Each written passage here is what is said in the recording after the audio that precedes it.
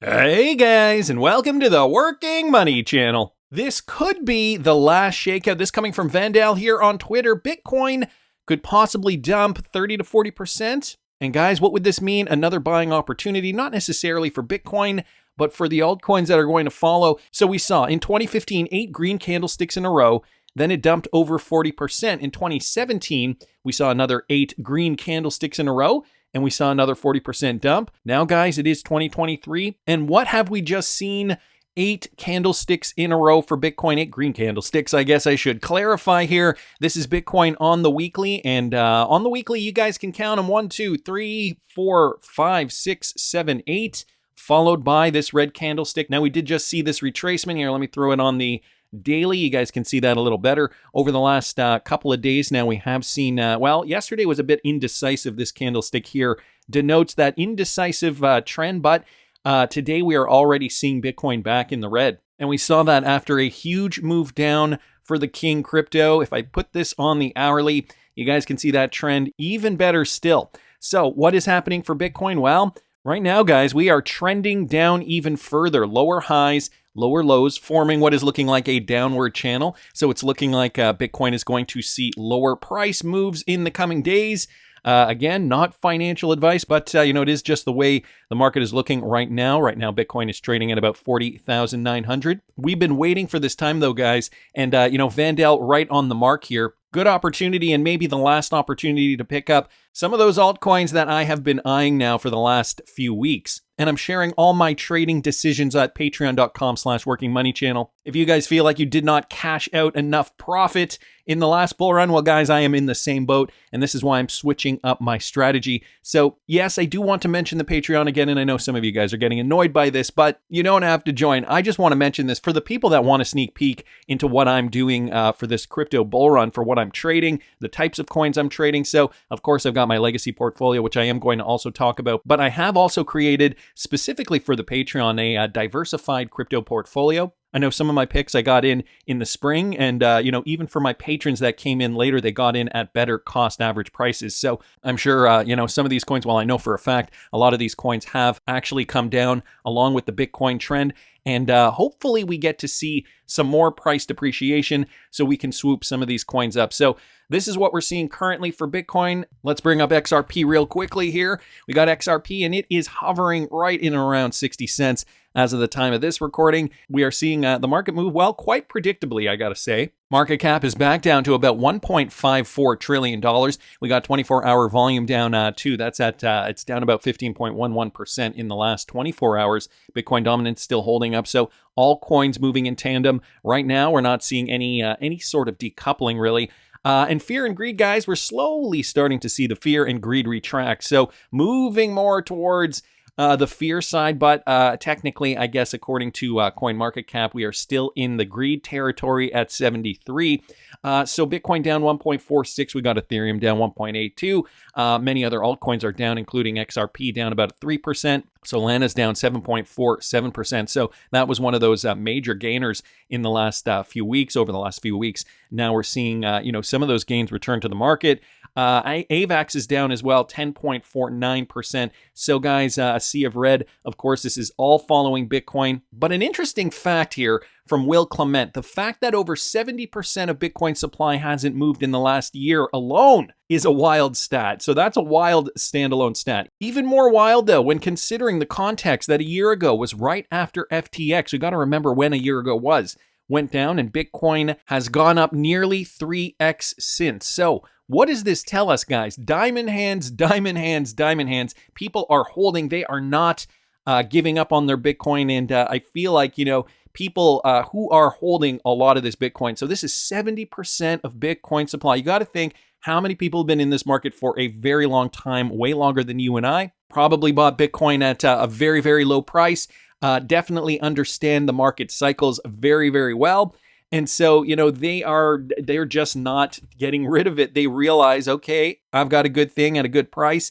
I'm going to wait for that move up, for that impulse move to the top. So, this is just another retracement in their eyes. And, in our eyes too, this is not anything that we should be worried about. This is going to be part of a broader retracement. I'm hoping, because I want to get into some more of these cryptos. I want to kind of make one last final dash to buy to get into some of these positions before the market really starts rocking and rolling. So you can find it at patreon.com/workingmoneychannel if you guys want to follow my trading journey. Well, there are tough times ahead, though, for SEC Chair Gary Gensler. Apparently, numerous lawsuits have been filed today. The U.S. Securities and Exchange Commission, led by Gary Gensler, faces a growing number of legal challenges as it continues its sweeping efforts to regulate Wall Street. Today, a group of Wall Street hedge funds filed a lawsuit against the SEC seeking to strike down 2 new rules requiring greater disclosure about short selling and securities lending. So it doesn't have anything to do with crypto. However, the SEC is under fire. In addition, the SEC is separately fighting lawsuits challenging 2 other rules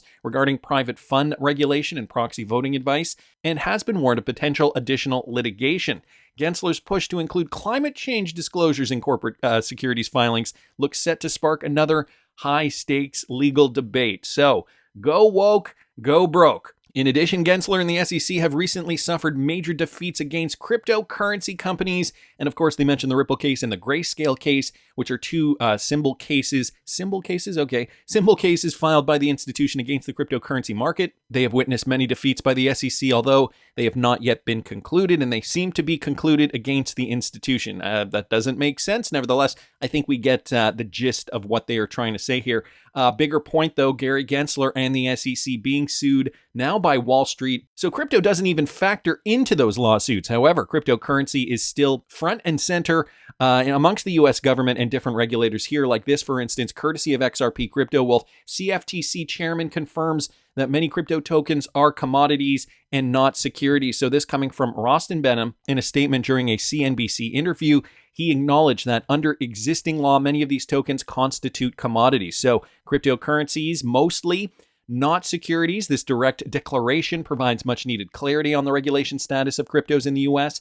Benham delved into the regulatory intricacies facing the crypto industry, stressing the urgent need for legislative action. And he did state here, I think members of Congress are trying to figure out this landscape.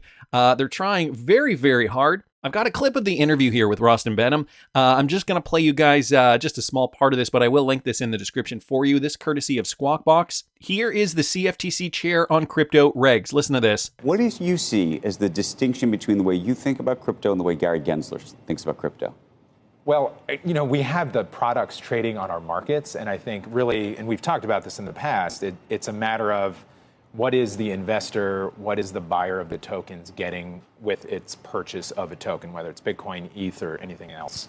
And, I've said this very clearly. I've said it many times. I stick to what we have as the legal precedent and what we're seeing on our markets. And, under existing law, many of the tokens constitute commodities. And under this rubric, there is a gap in regulation, and I need Congress to step in. And the fact of the matter is, we've literally been talking about this for years, and we still don't have a regulated environment or a regulated entity. It's crazy. But like when you guys get in a room together, is it like a brawl, or is it like we completely agree and we're totally simpatico and it's all cool? Look, I'll use this stage to just dispel any of that rumor or any of that myth. We get along quite well. We have shared values and shared interests in protecting markets, protecting the U.S. financial ecosystem, and then ultimately protecting customers. It really is figuring out how existing decades-old law fits within this new technology that seems to be changing and ultimately needs a new way of thinking around policy and legislation. But you guys aren't going up. So the clip ends there. I wish I could have heard that next question. Nevertheless, this is Rostin Benham, CFTC chair, clearing the air, stating him and Gary Gensler do get along. They do share similar values, although I think Rostin Benham is definitely on the right side of things, does realize that Congress needs to step in and hammer out these cryptocurrency regulations, because right now we're using decades-old law to classify something, new technology, as he puts it here, and it's just kind of not really, it doesn't really fit. So he gets it, it seems. I mean, I don't know. I don't know if that was just him being diplomatic in the answer, responding to their question there, or if he does agree with Gary Gensler more than we'd like or not. I don't know. We are going to see. We're going to find out, hopefully very, very soon. Nevertheless, he has said, cryptocurrencies constitute commodities. So that at least is a positive sign for the crypto industry. Wanted to thank XRP Crypto Wolf for posting that. On top of that, we got a representative from Congress, Richie Torres, informs us that certain regulators need to stay in their lane. So more about the policy here. I got a few clips from politicians and government officials, regulators, all kind of feeling a similar vibe. This one courtesy of Mr. Mann. Listen to this. I would love for you to talk a little bit about how you view what regulations should ultimately look like. Look, it's just self-evident. There's a difference between regulating a financial activity, which is fair game for financial regulators, and regulating the technology that underlies it. The SEC, the CFTC, the Treasury, these are financial policymakers and regulators. None of these agencies have the core competence or the statutory mandate to regulate technology, and should not be in the business of regulating technology. And so my message to those regulators is you have to stay in your lane and focus on where your core competency lies. That to me is a statement of common sense. Stay in your lane, Gary. Stay in your lane. We need a competent framework before anybody can really make meaningful decisions about cryptocurrency and the technology. So that's the other thing, right? The technology that underlies cryptocurrencies. We're treating cryptos, or at least they are, or want to treat cryptocurrencies as this thing that in the past have been, akin to securities, which are a very different thing in the grand scheme of things. So, the technology too is that secondary part of it. It's not just the crypto asset, that intangible cryptocurrency that does not exist simply as a symbol. These cryptocurrencies have utility. Well, at least some of them do. And this is why I guess, that regulation has to reflect that. So anyway, wanted to thank Mr. Mann for posting that. Digital Asset Buy here also posting this. I'm pretty sure Vivek Ramaswamy just said Senator Warren is plotting her crypto strategy behind closed doors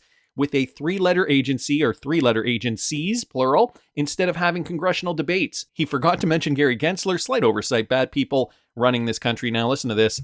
I'm with Wholesome Crypto. Okay. So Senator Warren from my state, Massachusetts, is known to be building an anti-crypto army. What is your stance on that? What does that mean? This is her trying to combat with legislative stances to stop cryptocurrencies, as a whole. So I would say that one thing that I will say to find a silver lining there is let the debate actually take place in the open in Congress including the Senate.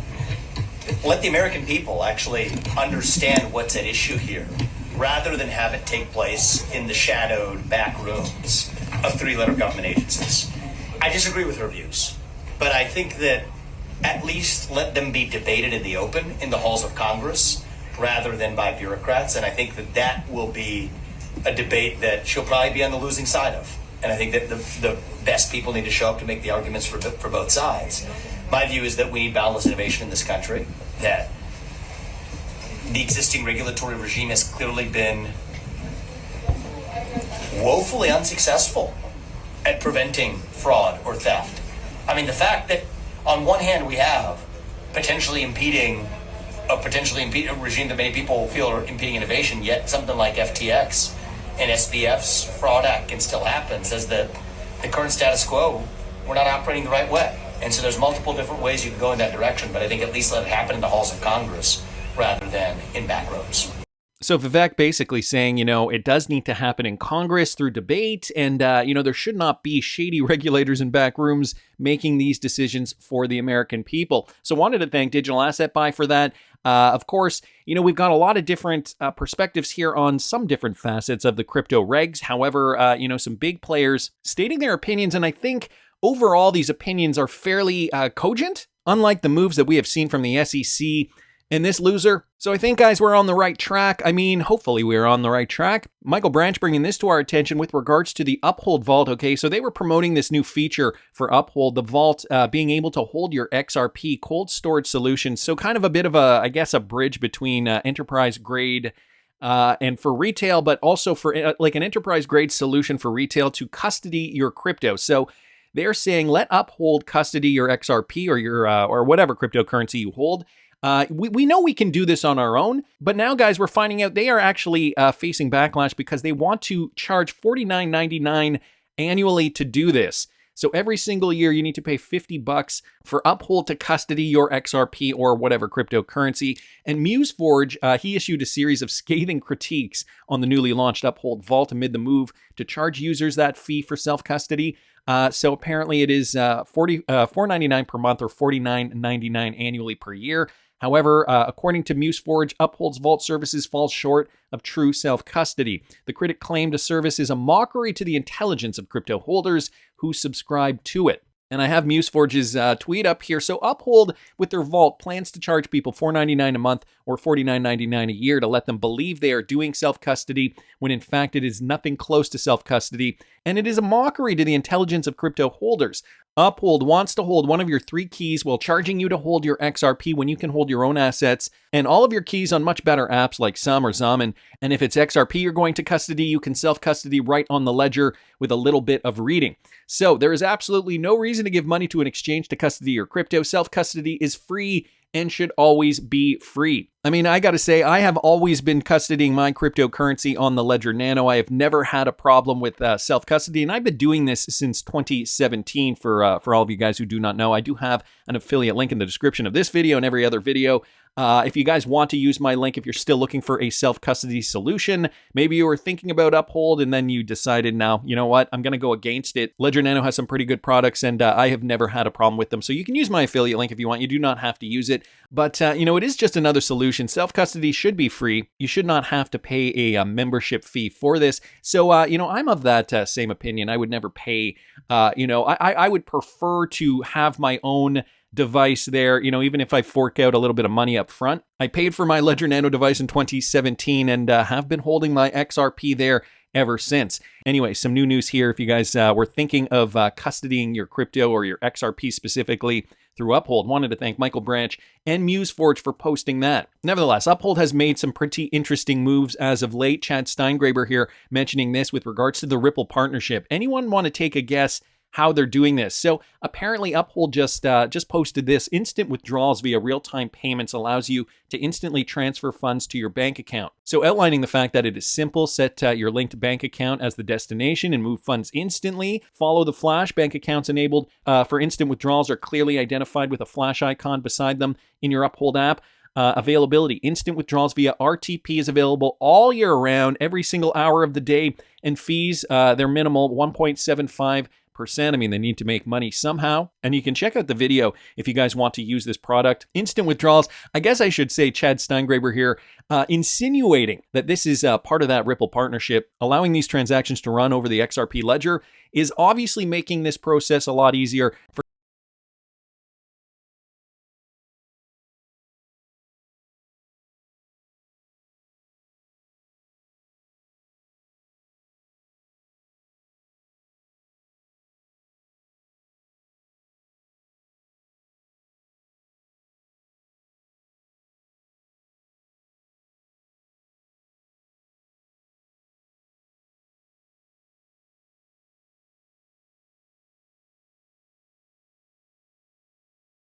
instantly.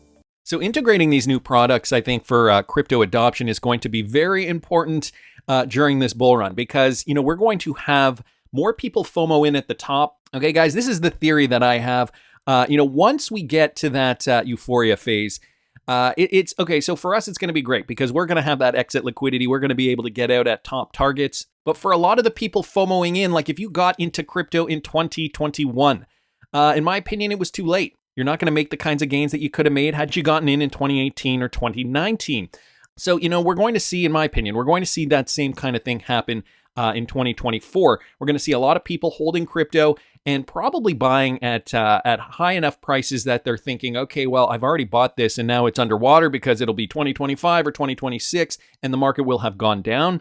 And so they'll have all this cryptocurrency and they won't know what to do with it. So, you know, they'll psychologically, I don't think it'll feel like as much of a loss if they have a product like this Uphold product where you can instantly transfer this cryptocurrency to your bank account. So I think these companies are already kind of, you know, 6 steps ahead. They've seen what has happened in previous markets and they're using that intelligence to, create these types of advancements for crypto technology integration into banks for ease of use. And I mean, this is not just going to be for that clientele. It's going to be for everybody at a point. But, because we're going to be tokenizing everything, and because cryptocurrencies are going to be so prominent, these types of banking apps, I think, are going to be growing in popularity in the coming years.